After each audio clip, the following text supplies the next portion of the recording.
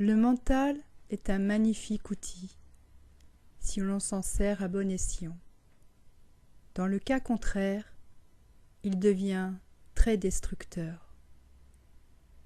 Plus précisément, ce n'est pas tant que vous utilisez mal votre mental, c'est plutôt qu'en général, vous ne vous en servez pas du tout, car c'est lui qui se sert de vous.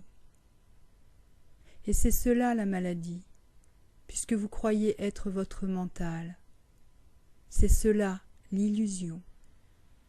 L'outil a pris possession de vous. Comment se libérer du mental?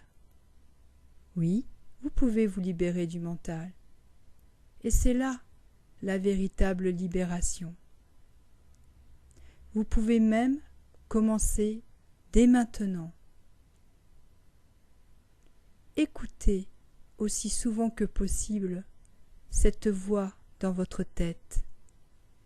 Prêtez particulièrement attention aux schémas de pensée répétitifs, à ces vieux disques qui jouent et rejouent les mêmes chansons, peut-être depuis des années.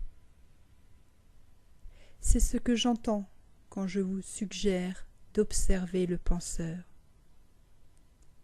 C'est une autre façon de vous dire d'écouter cette voix dans votre tête, d'être la présence qui joue le rôle de témoin. Lorsque vous écoutez cette voix, faites-le objectivement, c'est-à-dire sans vous juger. Ne condamnez pas ce que vous entendez, car si vous le faites, cela signifie que cette même voix est revenue par la porte de service. Vous prendrez bientôt conscience qu'il y a la voix et qu'il y a quelqu'un qui l'écoute et qui l'observe. Cette prise de conscience que quelqu'un surveille, ce sens de votre propre présence n'est pas une pensée. Cette réalisation trouve son origine au-delà du mental. Ainsi, quand vous observez une pensée, vous êtes non seulement conscient de celle-ci, mais aussi de vous-même en tant que témoin de la pensée. Pendant que vous observez cette pensée,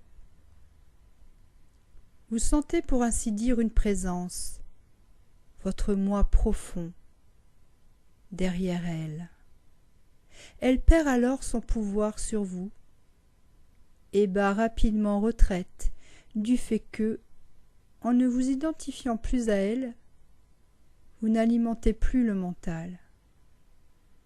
Ceci est le début de la fin de la pensée involontaire et compulsive. Lorsqu'une pensée s'efface, il se produit une discontinuité dans le flux mental, un intervalle de non-mental. Lorsque ces décalages dans la pensée se produisent, vous ressentez un certain calme et une certaine paix. Avec le temps et l'expérience, la sensation de calme et de paix s'approfondira et se poursuivra ainsi, sans fin. Vous écartez la conscience de l'activité mentale et créez un vide mental où vous devenez extrêmement vigilant et conscient, où vous ne pensez pas. Ceci est l'essence même de la méditation. Dans votre vie quotidienne, vous pouvez vous y exercer durant n'importe quelle activité routinière, qui n'est normalement qu'un moyen d'arriver à une fin en soi. Par exemple, chaque fois que vous montez ou descendez les escaliers, chez vous ou au travail, portez attention à chacune des marches, à chaque mouvement, à votre respiration. Soyez totalement présent, ou bien, lorsque vous vous lavez les mains, prenez plaisir à toutes les perceptions sensorielles qui accompagnent ce geste.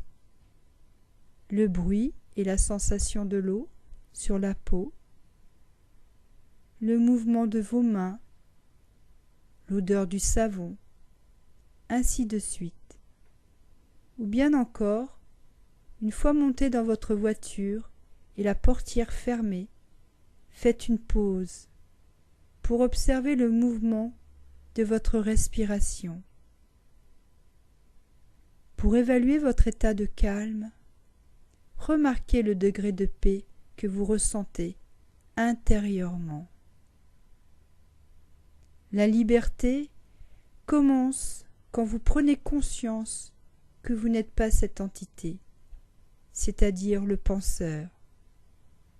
Dès l'instant où vous vous mettez à observer le penseur, un niveau plus élevé de conscience est activé. Vous comprenez petit à petit qu'il existe un immense royaume d'intelligence au-delà de la pensée et que celle-ci ne constitue qu'un infime aspect de cette intelligence.